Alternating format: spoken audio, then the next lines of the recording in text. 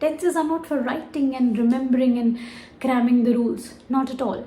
Tenses are only and only for practicing in your speech. So practice whatever you have done today. Speak is my verb, my action. Because this action is happening right now in present and it's continuously happening in present, I'm still speaking.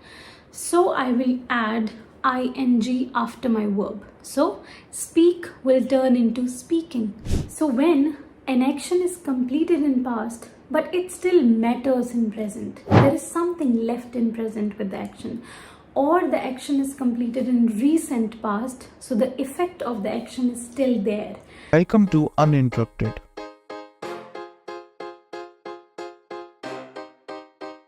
where communication means no interruption.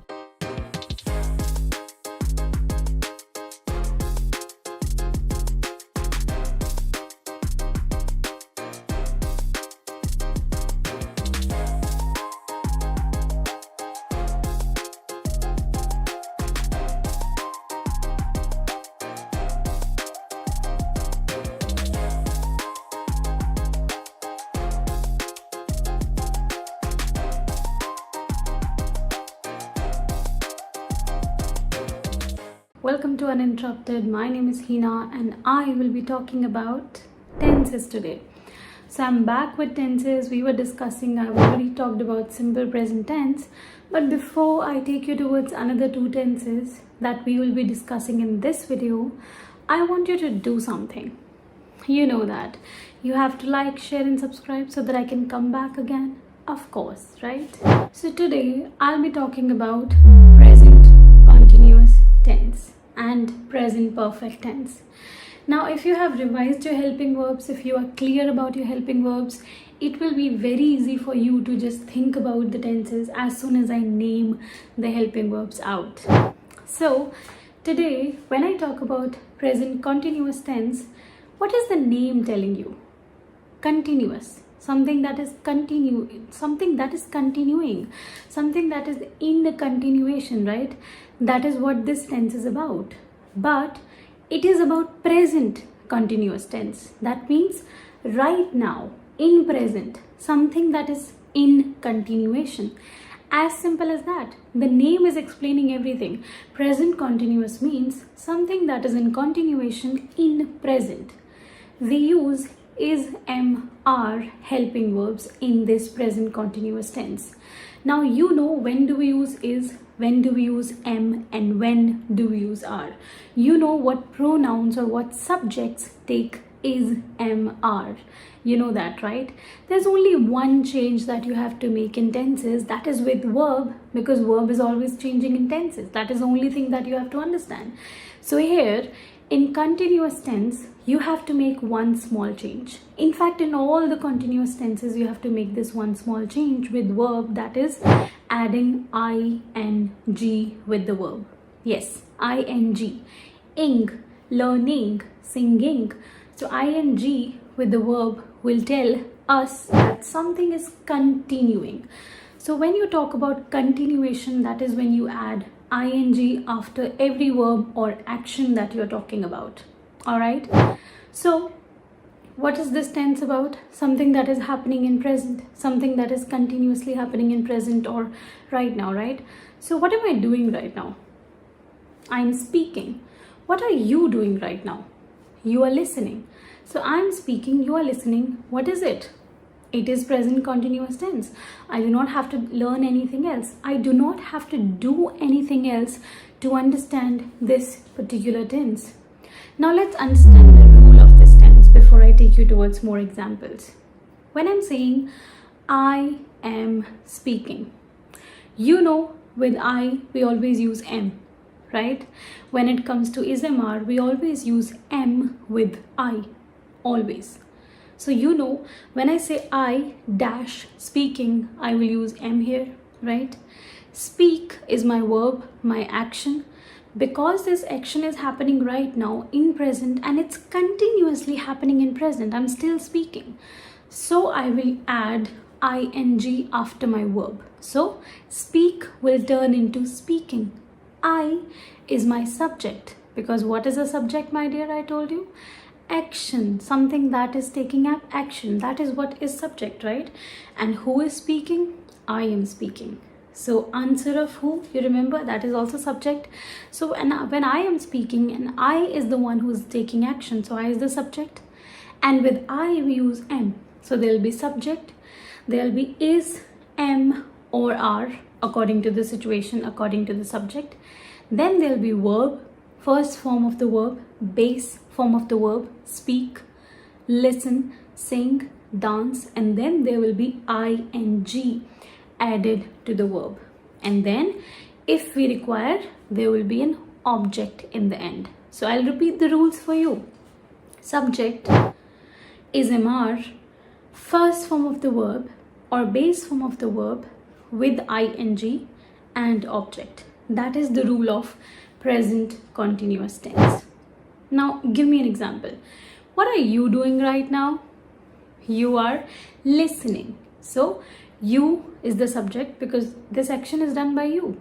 With you, what do we use? We don't use is, we don't use am, we use are with you because you is considered plural. Are is taking plural. Remember something?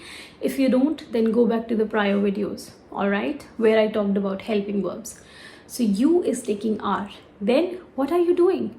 You are speaking, you are listening. So listen is the base form, ing.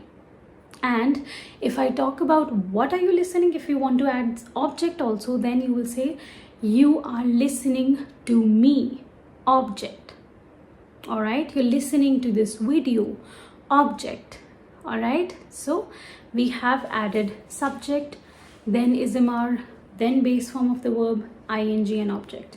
Are you clear? Let me give you some more examples to understand and clarify it once and for all. And this tense is so easy because you're talking about something that is happening in continuation right now, and you're talking about something that you have already studied. I've already told you is MR. So let's take a few more examples. I am singing. I am dancing. I am standing. You are listening. You are talking. She is speaking. She is calling you. She, with she, what will we use? Is, right? Now what if the sentence is negative? Because whenever there is a positive sentence, there's a possibility that the sentence can be negative as well in tenses, right? The sentence can be in question as well. So how do we handle these questions and negative sentences of the same tense? I am speaking. What if I'm not speaking? Exactly. So your sentence will be subject, ismr, then I am not, then base form of the verb and ing or object if you need it after that. So you will just add not. I am not doing it. You are not dancing. She is not calling me. As simple as that. What if I am asking you a question and you then are you calling me? So what did change here? So are you calling me? If I answer this question, I would say you are calling me. Subject, then ismr, right? Here, when I talk about the question sentences, helping verbs will always come in the beginning, and then the whole sentence will remain same, extending the helping verb. Like, you are calling me. Are you calling me? Sentence is same, only with you are, I have changed it to are you, because helping verb will start the sentence if it is question, if it is interrogatory sentence. All right, are we clear? Perfect. Now let's move on towards the next tense, that is present perfect tense. All right, before that, to perfect your continuous tense, you have to practice more sentences. Okay, so when we talk about past perfect tense, you have to understand the usage, or I would say you have to I have to remind yourself of the usage of has and have, because that is what we are going to use here. You have to remember one thing. With has and have, we use not the base form, not the second form, not the first or second form of the verb, but third form of the verb. So I told you, right, in every tense you have to change just verb. Of course you have to change other things like helping verb, but again verb, right? Yes. So Here you will be using has, have and third form of the verb. Rest, there'll be subject, there'll be has, have, there'll be third form of the verb, and then there'll be object. As simple as that. Has or have. You have to remember, has is used with singular, he, she, it, any name. Remember, have is used with I, we, you, they and plural. Remember? Very good. Now, I've told you that you will be using has, have, you'll be using third form of the verb, there'll be subject, object, all of that is fine. But when do we use this tense? What are the situations when we have to use this tense in? So when an action is completed in past, but it still matters in present. There is something left in present with the action. Or the action is completed in recent past, so the effect of the action is still there. Affect is still somehow there in present. That is when you use past perfect tense. Alright? I'm asking you, where is she? So I'm asking you, where is she? You will say, she has gone to the market. She has gone to the market is a past action, but she is not back yet. I have not connected with her. I'm looking for her. The action is still required in present, but it has already happened in past. That means she has gone to the market. Gone is go, went, gone. Third form. Has. Why has?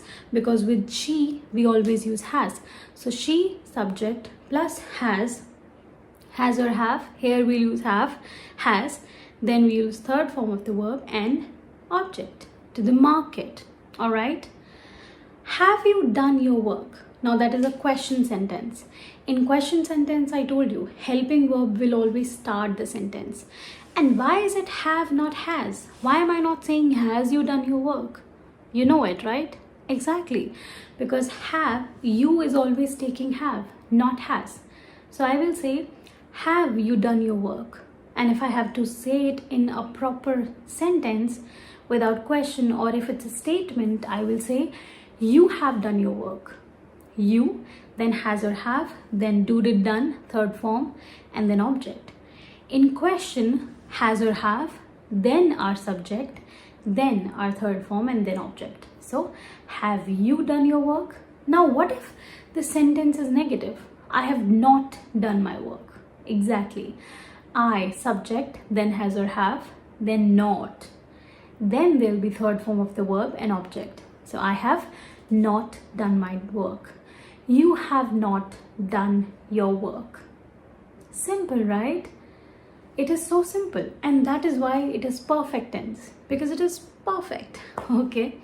Understand the usage of has or have, but you have to complete one more task to understand this tense clearly. To get perfection with this perfect tense, you have to read the basic verbs, third form of the basic verbs, like sing, dance, sit, eat, write, read, talk, speak, listen. You should know go, come. You should know the third form of all these basic actions that we do every day. Because if you don't know the third form, then you will not be able to complete the sentence in this particular tense. Alright? Now, what are some other examples? I have finished my assignment. I have finished recording this video. That means the video is finished, the assignment is done, but somehow it still matters in the present. I may have not uploaded the video, you may have not checked my assignment. It was done in past, it is still happening, it is somehow still matters. Alright? That is when you use such sentences. So, I, subject, have, finish. Third form will be finished, ed. There are many actions, many forms where you just simply add ed in third forms. It is easy. You just need to read the third forms, alright? Finished my work, object. As simple as that.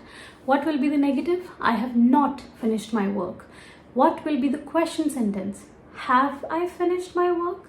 Have you finished your work? Done. Has she finished her work? Now I am using she because I'm talking about she. My subject is she. So I'm saying, has she finished the work? She has not finished the work. She has finished her work. All right, that is how you understand present perfect tense. So we have understood simple present tense, present continuous tense, and present perfect tense. In the next video, we'll start past tense. Also, we'll continue our present perfect continuous tense. But before that, you have to do one thing. You have to revise the situations and sentences from all three tenses, because tenses are not for learning. Tenses are not for writing and remembering and cramming the rules. Not at all. Tenses are only and only for practicing in your speech. So practice whatever you have done today in past. Okay? Practice whatever you're doing right now in present continuous. Past means present perfect, something that you have done and it still matters. And practice simple present as well. Maybe you can practice your daily routine or something that you're doing these days regularly. That way you will be able to practice all three tenses. All right. And if you have any questions, you can of course ask in the comments, or if you have any questions, I am sure you will not have any questions once you practice clearly. And if you still have any questions, then somehow you're not clear with your verb changes and helping verbs. So you can go back to the other video and revise helping verbs and the first, second, third form of the verbs. You can go to YouTube, of course, you're on the YouTube. So you can check on YouTube, you can go to Google, you can check in books. Easily you will find all the forms of basic verbs like sing, dance, go, back. And there are many verbs where the verbs or the three forms of the verb remain same, like cut, cut, cut. So you should know about these forms as well. All right. So gain the knowledge, do the homework that I'm asking you to about the verbs, and I'll meet you in the next video and we will cover all our tenses. Okay. I want to see you become pro at tenses. And for that, you have to like, share and subscribe also, right? All right. Take care. Bye-bye.